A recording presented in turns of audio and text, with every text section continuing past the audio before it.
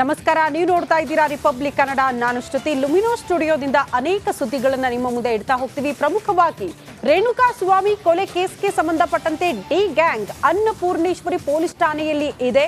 ಸದ್ಯ ಅನ್ನಪೂರ್ಣೇಶ್ವರಿ ಪೊಲೀಸ್ ಠಾಣೆಯ ಸುತ್ತ ಶಾಮಿಯಾನ ಹಾಕಿರುವ ವಿಚಾರ 144 ಸೆಕ್ಷನ್ ಜಾರಿ ಮಾಡಿದ ತಕ್ಷಣ ಸಾರ್ವಜನಿಕರ ಓಡಾಟಕ್ಕೂ ಕೂಡ ಅಲ್ಲಿ ತಡೆ ಒಡ್ಡಲಾಗಿತ್ತು. ಈ ಕುರಿತು ಯಾವಾಗ ಮಾಧ್ಯಮಗಳು ವರದಿಯನ್ನ ಬಿತ್ತರಿಸಿತು, ಎಸ್ಪೆಷಲಿ ರಿಪಬ್ಲಿಕ್ ಕನ್ನಡ ಈ ಬಗ್ಗೆ ನಿರಂತರವಾಗಿ ವರದಿ ಮಾಡ್ತಾ ಪೊಲೀಸರನ್ನ ಪ್ರಶ್ನೆ ಮಾಡಲಾಯಿತು. ಈಗ ಸಾರ್ವಜನಿಕರ ಓಡಾಟಕ್ಕೆ ಅವಕಾಶವನ್ನ ಮಾಡಿಕೊಡಲಾಗಿದೆ ಅಂತೆ. ಅಲ್ಲಿಗೆ ಇದು ರಿಪಬ್ಲಿಕ್ ಕನ್ನಡದ ಬಿಗ್ ಇಂಪ್ಯಾಕ್ಟ್. ಅಲ್ಲಿಗೆ ನಾವು ಜನಪರ ಇರ್ತೀವಿ ಅನ್ನೋದನ್ನ ಮತ್ತೊಮ್ಮೆ ಸಾಬೀತು ಮಾಡಿರೋದು ನಿಮ್ಮ ರಿಪಬ್ಲಿಕ್ ಕನ್ನಡ.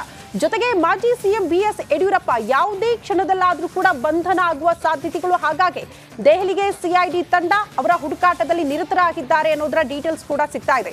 ಎಲ್ಲದರ ಕುರಿತು ಮಾಹಿತಿಯನ್ನ ನಿಮ್ಮ ಮುಂದೆ ಇಡ್ತಾ ಹೋಗ್ತೀವಿ. ಪ್ರಮುಖವಾಗಿ ಈಗ ಮೇಜರ್ ಅಪ್ಡೇಟ್ ಒಂದು ಲಭ್ಯವಾಗ್ತಾ ಇದೆ. ಅನ್ನಪೂರ್ಣೇಶ್ವರಿ ಠಾಣೆ ಮುಂದಿನ ರಸ್ತೆಯನ್ನ ಬ್ಲಾಕ್ ಮಾಡಲಾಗಿತ್ತು, ಅದನ್ನ ಈಗ ತೆರವು ಮಾಡಲಾಗಿದೆ. ಸಾರ್ವಜನಿಕರ ಓಡಾಟಕ್ಕೆ ಅವಕಾಶವನ್ನ ಮಾಡಿಕೊಡಲಾಗಿದೆ. ಅಲ್ಲಿಗೆ ರಿಪಬ್ಲಿಕ್ ಕನ್ನಡ ಸತತ ವರದಿಯನ್ನ ಮಾಡಿದ ಬಳಿಕ ಪೊಲೀಸ್ ಇಲಾಖೆ ಎಚ್ಚೆತ್ತುಕೊಂಡಿದೆ. ಠಾಣೆ ಮುಂಭಾಗದ ರಸ್ತೆಯಲ್ಲಿ ವಾಹನಗಳ ಓಡಾಟಕ್ಕೆ ಅನುವು ಮಾಡಿಕೊಡಲಾಗಿದೆ. ವಾಹನ ಬಿಡುವಂತೆ ಸೂಚನೆ ನೀಡಿದ್ದಾರಂತೆ DCP ಗಿರೀಶ್. ಇದು ರಿಪಬ್ಲಿಕ್ ಕನ್ನಡ ವರದಿಯ ಬಿಗ್ ಇಂಪ್ಯಾಕ್ಟ್. ಅಲ್ಲಿಗೆ ಸಾರ್ವಜನಿಕರ ಪರವಾಗಿ, ಜನಸಾಮಾನ್ಯರ ಪರವಾಗಿ ಯಾವಾಗಲೂ ಕೂಡ ನಿಮ್ಮ ರಿಪಬ್ಲಿಕ್ ಕನ್ನಡ ಇರುತ್ತೆ ಅನ್ನೋದು ಮತ್ತೊಮ್ಮೆ ಸಾಬೀತಾಗಿದೆ. ಜನ ಎಂತ ಎಮರ್ಜೆನ್ಸಿ ಕೇಸಲ್ಲೂ ಕೂಡ ಓಡಾಡಕ್ ಬಿಡ್ತಾ ಇಲ್ಲ. ನಿನ್ನೆ ಮಹಿಳೆ ಒಬ್ರು ಬಂದ್ರು, ಎದೆ ನೋವಿದೆ ಸರ್, ದಯವಿಟ್ಟು ಬಿಟ್ಬಿಡಿ, ಇಲ್ಲೇ ಹೋಗ್ಬೇಕು ನಾನು ಅಂತ ಕೇಳಿದ್ರು ಕೂಡ ಪೊಲೀಸರು ಅವಕಾಶ ಮಾಡಿಕೊಟ್ಟಿರ್ಲಿಲ್ಲ, ಆಂಬ್ಯುಲೆನ್ಸ್ ಕೂಡ ಬಿಟ್ಟಿರ್ಲಿಲ್ಲ. ಇದೆಲ್ಲದರ ಕುರಿತು ಕೂಡ ನಿಮ್ಮ ರಿಪಬ್ಲಿಕ್ ಕನ್ನಡ ವರದಿ ಮಾಡ್ತು. ಸದ್ಯ ಪೊಲೀಸ್ ಇಲಾಖೆ ಎಚ್ಚೆತ್ತುಕೊಂಡು ಸಾರ್ವಜನಿಕರ ಓಡಾಟಕ್ಕೆ ಅನುವು ಮಾಡಿಕೊಟ್ಟಿರುವ ದೃಶ್ಯವನ್ನ ನಾವು ಗಮನಿಸ್ತಾ ಇದ್ದೀವಿ.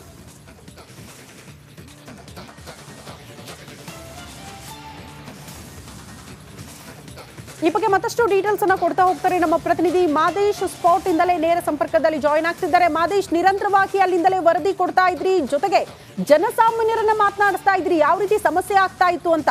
ಸೊ ಆ ಸಮಸ್ಯೆಯನ್ನ ಅನಾವರಣ ಮಾಡಿತ್ತು ರಿಪಬ್ಲಿಕ್ ಕನ್ನಡ. ಈಗ ಅದರ ಬಿಗ್ ಇಂಪ್ಯಾಕ್ಟ್ ಆಗಿದೆ, ಅವಕಾಶ ಮಾಡಿಕೊಟ್ಟಿದ್ದಾರೆ ಸಾರ್ವಜನಿಕರಿಗೆ ಅಂತ. ಅಲ್ಲಿನ ವಾತಾವರಣದ ಬಗ್ಗೆ ಎಕ್ಸ್ಪ್ಲೇನ್ ಮಾಡಬಹುದಾ?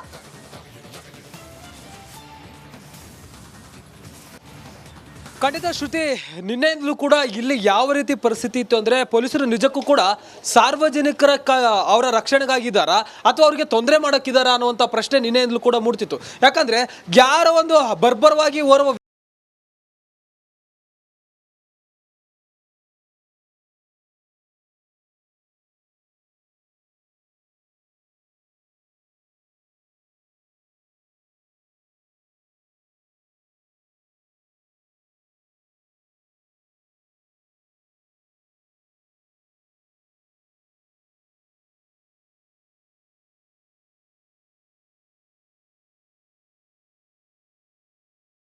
ವ್ಯಕ್ತಿಯನ್ನ ಕೊಲೆ ಮಾಡಿದಂಥ ಆರೋಪಿಗಳ ವಿಚಾರವಾಗಿ ಇಲ್ಲಿ ಸಾರ್ವಜನಿಕರಿಗೆ ನಿನ್ನೆಯಿಂದಲೂ ಕೂಡ ಸಾಕಷ್ಟು ತೊಂದರೆ ಆಗ್ತಿತ್ತು. ಅದು ಪೊಲೀಸರ ಒಂದು ನಿರ್ಧಾರದಿಂದ.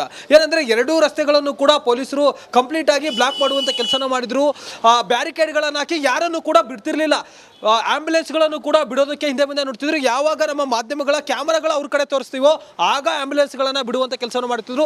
ಅಲ್ಲಿವರೆಗೂ ಕೂಡ ಕಠೋರವಾಗಿ ನಡೆದುಕೊಳ್ಳುವಂಥ ಕೆಲಸವನ್ನು ಪೊಲೀಸರು ಮಾಡ್ತಿದ್ರು. ಯಾವಾಗ ರಿಪಬ್ಲಿಕ್ ಕನ್ನಡ ಇದರ ಬಗ್ಗೆ ಧ್ವನಿ ಎತ್ತೋ, ಯಾವಾಗ ಅವರ ನೋವನ್ನು, ಅಂದರೆ ಸಾರ್ವಜನಿಕರು ನಮ್ಮ ಬಳಿ ನೋವನ್ನು ಕೂಡ ತೋಡಿಕೊಳ್ಳುವಂಥ ಕೆಲಸ ಮಾಡಿದ್ರು.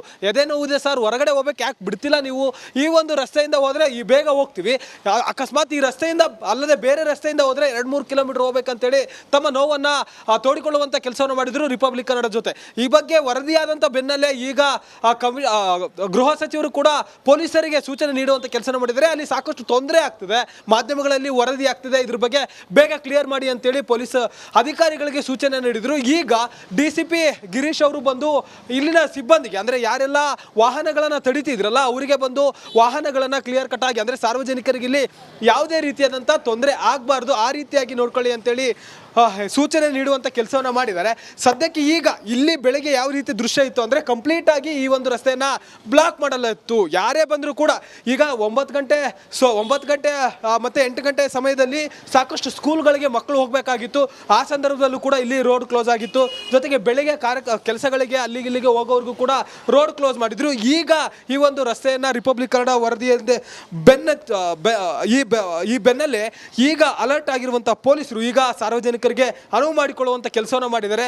ಸದ್ಯಕ್ಕೆ ರಿಪಬ್ಲಿಕ್ ಕನ್ನಡದ ವರದಿಯ ಬೆನ್ನಲ್ಲೇ ಪೊಲೀಸರು ಅಂದರೆ ಬೆಳಗ್ಗೆಯಿಂದಲೂ ನಿನ್ನೆಯಿಂದಲೂ ಕೂಡ ಸಾಕಷ್ಟು ತೊಂದರೆ ಏನಾಗ್ತಿತ್ತ ಜನರಿಗೆ, ಈಗ ರಸ್ತೆಯಲ್ಲಿ ಓಡಾಡೋದಕ್ಕೆ ಅನುವು ಮಾಡಿಕೊಟ್ಟಿರೋದು ನಿಜಕ್ಕೂ ಕೂಡ ಸದ್ಯಕ್ಕೆ ಈಗ ಇಲ್ಲಿನ ಜನರಿಗೆ ನಿರಳಾಗಿರುವಂಥದ್ದು. ಶ್ರುತಿ. ಓಕೆ ಮಾದೇಶ್, ಧನ್ಯವಾದಗಳು ತಮ್ಮೆಲ್ಲ ಮಾಹಿತಿಗೆ.